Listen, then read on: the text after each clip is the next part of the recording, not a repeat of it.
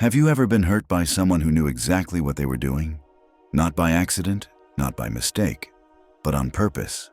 They aimed for your heart, and they hit it. They broke your trust, played with your feelings, or treated you like you didn't matter. And the worst part? They walked away, like it was nothing. That kind of pain doesn't just hurt, it changes you. It makes you question your worth, your kindness, even your faith. But what if I told you that Islam gives you a powerful way to rise above this pain, a way to heal, to grow stronger, and to make them regret ever trying to break you without saying a single angry word? This video is not about revenge in the way the world teaches it. It's not about getting even. It's about rising so high in your faith, your patience, and your dignity that their actions no longer control your emotions. Please like, comment, and subscribe to Deen Xplorers for more content that heals your heart and strengthens your soul. 1. Don't react, respond the way Allah loves. When someone intentionally hurts you, the first thing you feel is a rush of emotions. Your chest tightens, your thoughts become loud, and your hands might even shake. It feels like your body is demanding a reaction. To scream, to shout, to insult, or maybe even to do something that brings them the same pain they gave you. But deep inside, your soul knows that if you take that path, you will not feel peace. You might win the argument, but you will lose something much more valuable: your connection with Allah and the inner peace that only comes from obeying Him. Reacting in anger is easy. Anyone can do it. It's natural. But Islam doesn't call you to do what is easy. It calls you to do what is right. Your strength as a believer is not shown when everything is calm, but when you are under pressure and you still choose what pleases Allah. This is real power. Not the power to control others, but the power to control yourself. Allah teaches us how to respond in the most beautiful way. Responding with goodness is not about being weak. It's about being guided. You are choosing to let Allah handle the matter rather than making your emotions your master. The Prophet Muhammad, peace be upon him, was hurt so many times by those around him. Yet, he never allowed his emotions to lead him away from his values. He forgave, he smiled, he stayed silent when it was best, and he spoke when it would bring goodness. His character was not a reaction to others. It was a reflection of his love for Allah. When you respond the way Allah loves, two things happen. First, you protect your soul. You don't allow the negativity of others to change who you are. Second, you often leave the other person in shock. They expect you to fall into a trap of shouting, fighting, and insults. But when you remain calm and collected, they realize they didn't succeed in breaking you. That silence, that patience, that mercy, it teaches them a lesson more powerful than any loud reaction ever could. And even if they don't change, even if they continue to be unfair or cruel, you have still won something greater. You have earned the love of Allah. You have kept your heart clean. You have protected your hereafter. Every time you respond with wisdom instead of rage, Allah increases your honor. Your reward is not lost. The angels write it down, and Allah prepares something beautiful for you in return. It's important to understand that you're not responding with kindness because the person deserves it. You are responding that way because you deserve peace. You deserve the reward that comes with patience. You deserve the closeness to Allah that comes with self-control. And this is something no one can take away from you. In life, people will always try to pull you into their storms. They will test your patience, your ego, and your limits. But you can choose to stay in your peace. You can choose to be like the calm in the middle of the storm. And that calmness comes from knowing that Allah is watching, Allah is recording, and Allah will reward every single moment you choose to please Him over your emotions. So when someone hurts you, pause, breathe.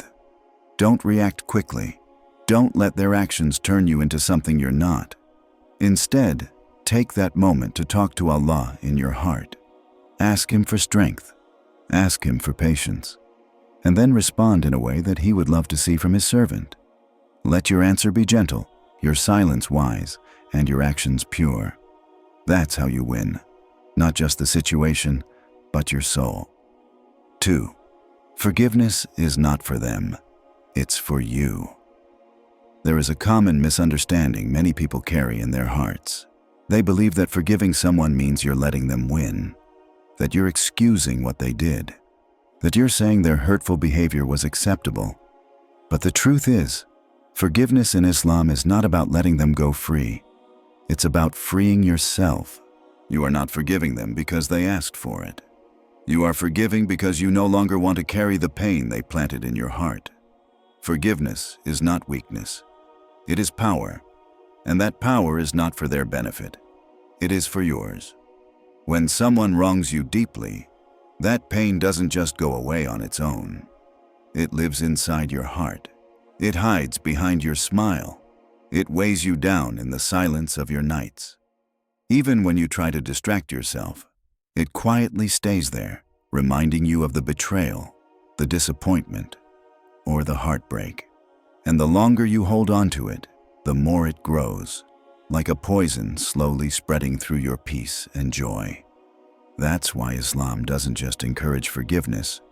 It lifts it as one of the highest forms of strength. Not everyone can forgive. Only those with soft hearts and strong souls can look at someone who harmed them and say, "I no longer give you power over my emotions." You are not saying, "You did nothing wrong." You are saying, "I will not allow your actions to control my life anymore." That is liberation.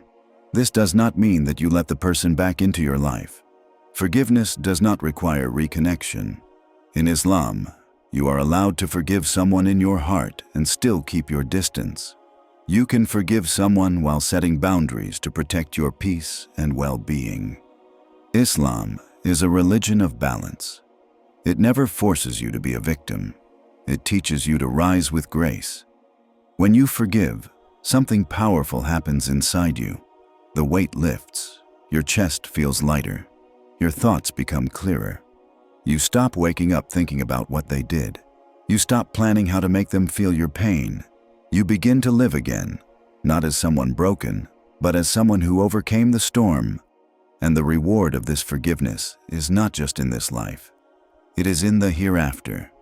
Every time you hold back a grudge for the sake of Allah, every time you say, "I forgive you," even when the other person never apologized, angels write it down.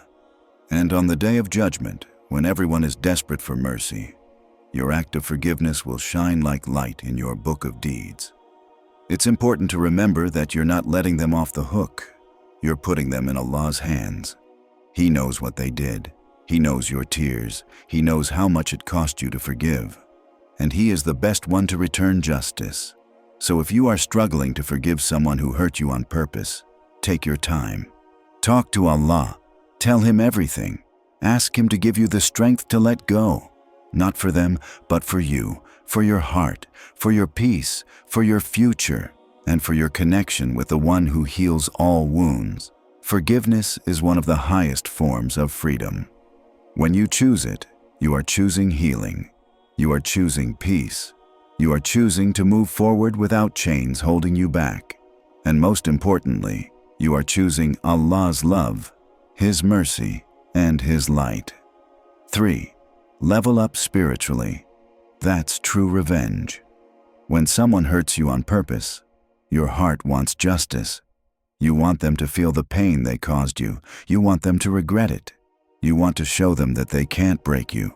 But what if I told you that the best way to do that, the most powerful, lasting way, is not by fighting back, not by seeking revenge, but by rising higher than you were before? In Islam, real strength is not in hurting them back.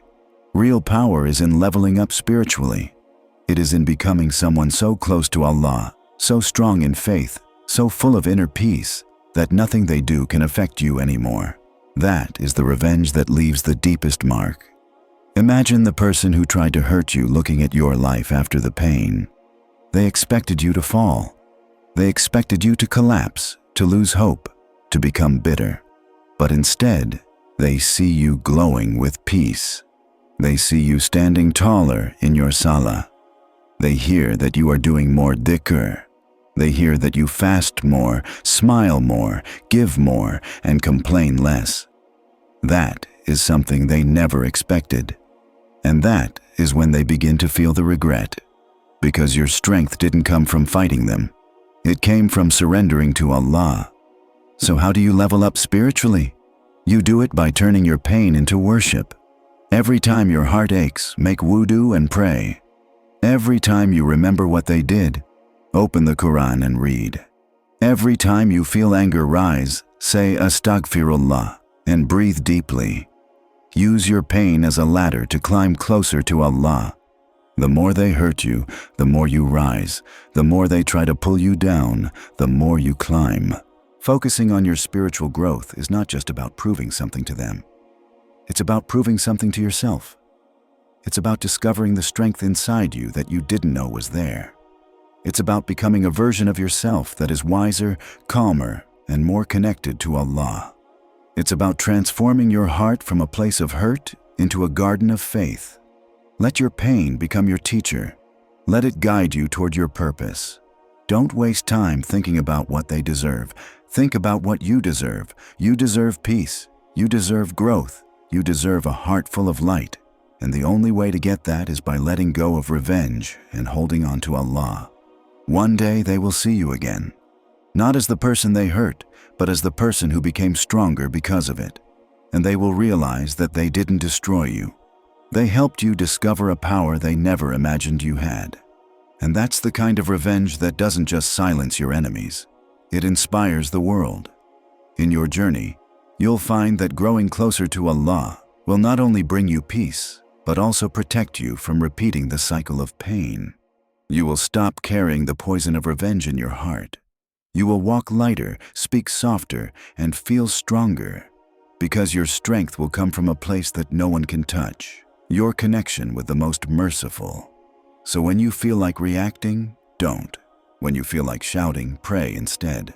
When you feel broken, let Allah rebuild you with something even better.